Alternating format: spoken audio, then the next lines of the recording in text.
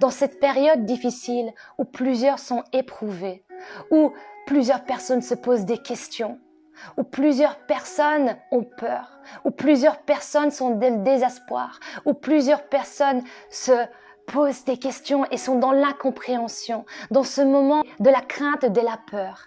J'aimerais te dire une parole d'espoir. Jésus est là. Il est présent. Il est présent malgré le vent impétueux, malgré le tourbillon. Et hier, lorsque je priais, j'ai vraiment eu cette image lorsque Jésus était dans la barque. Lorsque Jésus était dans la barque avec ses disciples, il s'est endormi. Et à ce moment-là, un tourbillon est venu et l'eau a commencé à rentrer dans la barque.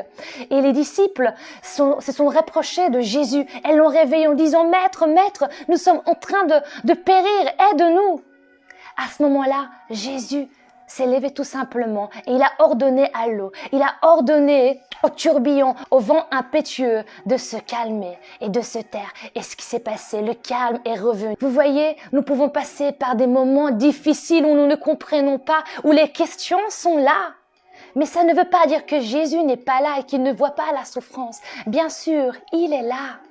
Sois calme et aie confiance parce que tu n'es pas seul face à cette épreuve. Bien sûr, nous devons faire attention, nous devons être sages, ne pas sortir écouter les autorités. Alors que nous puissions tout simplement nous lever. N'attendons pas que quelqu'un de notre entourage soit impacté par ce virus, mais levons-nous dans la prière, levons-nous comme des sentinelles qui prient, comme des sentinelles qui se lèvent à la brèche pour un peuple qui en a besoin. Soyons la lumière qui encourage, qui console, qui fortifie. Prenons l'autorité que Dieu nous a donnée contre les flèches de la mort, parce que Dieu est avec nous. Lorsque Pierre était dans la prison, nous voyons que l'Église priait constamment pour lui. Nous voyons que l'Église intercédait pour Pierre. Et à un moment donné, lorsque Pierre était dans la prison, un ange est venu et les chaînes de Pierre sont tombées. Et la prison s'est ouverte. Et vous voyez, la prière a une grande puissance, elle a une grande efficacité. Si nous prions, Dieu est capable de faire au-delà.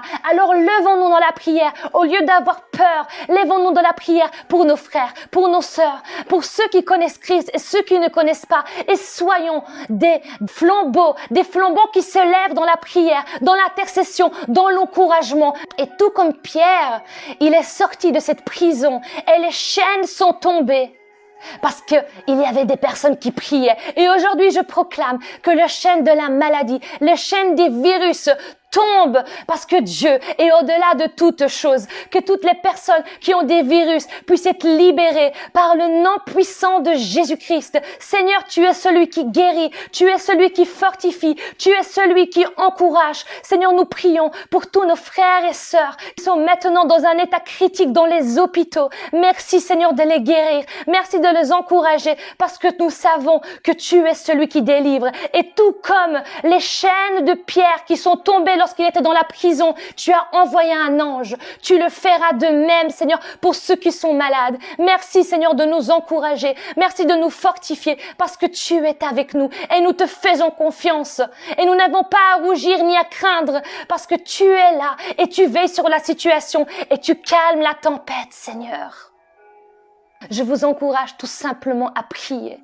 Je vous encourage à être ce flambeau qui est à la brèche pour toutes ces personnes qui souffrent, que nous puissions être ce flambeau d'amour envers ceux qui en ont besoin, que nous puissions penser aux personnes qui souffrent, aux familles qui souffrent. Nous voyons qu'il y a des centaines de morts par jour et certains disent oui, c'est seulement 2% de la population qui peut être atteinte et que ça peut se développer dans une situation assez grave. Mais j'aimerais te dire que chaque nom, chaque vie de chaque personne est importante et nous ne devons pas penser ainsi, mais nous devons prier pour ces personnes parce que ces personnes en ont besoin. Alors, ne soyons pas indifférents, ne soyons pas paresseux, ne soyons pas aveugles face à la souffrance des autres, face à ceux qui en ont besoin, mais levons-nous dans la prière pour être ceux qui soutiennent, pour ceux qui font la différence, parce que nous ne sommes pas seuls, mais il y a celui qui est avec nous, c'est Dieu, Dieu qui guérit, Dieu qui fortifie, Dieu qui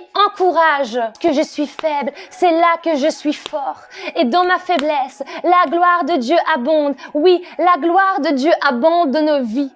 Je connais des personnes qui sont dans un état critique dans les hôpitaux. Alors je vous demande de tout mon cœur, priez, ne fermez pas vos cœurs et soyez ceux qui se lèvent, ceux qui encouragent les autres. Pour ceux qui en ont besoin, pour ces familles remplies de souffrance, pour ces familles qui sont là dans la peur, pour ces personnes qui interviennent sur le terrain, pour les infirmiers, pour les médecins, pour ces personnes-là qui travaillent dans les magasins. Et soyons les sentinelles qui sont à la brèche pour ce peuple qui en a besoin. Ne nous taisons pas, mais ouvrons nos bouches pour être à la brèche, pour être ces sentinelles qui prient et qui font la différence. Parce que Dieu est avec nous. Il est là. Et il fait tomber les chaînes comme il l'a fait avec Pierre. Vous voyez, le fait que Pierre était dans la prison, c'était pas évident pour lui. Mais Dieu l'a libéré de cette prison. Alors que nous puissions prier pour toutes ces personnes qui sont dans un état critique, pour toutes ces personnes qui ont besoin d'un espoir. Soyez abondamment bénis au nom puissant de Jésus-Christ.